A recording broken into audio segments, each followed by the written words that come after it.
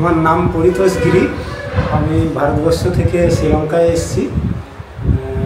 ভারতবর্ষের nature environment and wild life সোসাইটির পক্ষ হয়ে শ্রীলঙ্কার ইমেজ ফাউন্ডেশনে আমি এখানকার অভিজ্ঞতা, কাজের অভিজ্ঞতা শেয়ার করার জন্যই এসেছি। ইমেজ ফাউন্ডেশন এবং নিউজের অভিজ্ঞতার বিনিময়ে আমি অংশ নেই এবং এখানকার পরিবেশ লেকগুলো আমি দেখলাম এবং খুব সুন্দর লাগলো। তার সঙ্গে ইমেজ ফাউন্ডেশনের যে বৃহৎ কর্মকাণ্ড, তারা খুব অতি অল্প সময়ের মধ্যে যে এত সুন্দর কাজ করেছে এবং সেগুলো সমস্ত গুছিয়ে এবং সেগুলো সায়েন্টিফিক ওয়েতে করেছে, এটা আমার খুব ভালো লেগেছে। আমি এখানে আসলাম, তাদের কাজকর্মও দেখেছি এবং বেশ কিছু অভিজ্ঞতা নিয়ে আমি ফিরছি। আমার সবচেয়ে ভালো লেগেছে সেটা হচ্ছে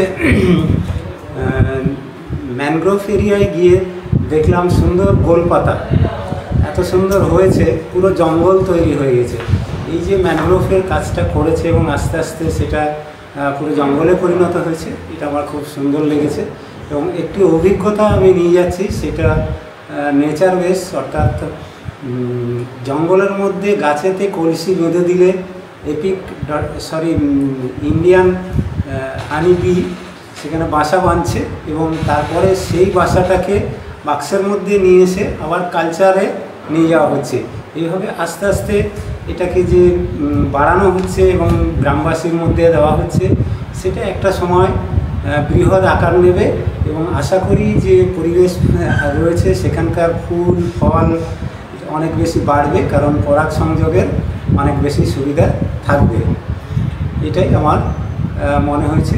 আর সর্বোপরি আমি ধন্যবাদ জানাবো যে ইমেজ ফাউন্ডেশনের সবাইকে, তারা প্রচণ্ড সহযোগিতা করেছে, থাকা খাওয়া যাওয়া আসা সমস্ত বিষয় তারা আমাকে বা আমাদেরকে সাহায্য করেছে এইটা। আর সর্বোপরি আমি ধন্যবাদ জানাবো নিউজকে, nature environment and wild life সোসাইটিকে। তারা 100 জন কর্মীর মধ্যে আমাকে শ্রীলঙ্কায় অভিজ্ঞতা বিনিময়ের প্রোগ্রামে আসতে দেওয়ার জন্য বা সুযোগ করে দেওয়ার জন্য ধন্যবাদ।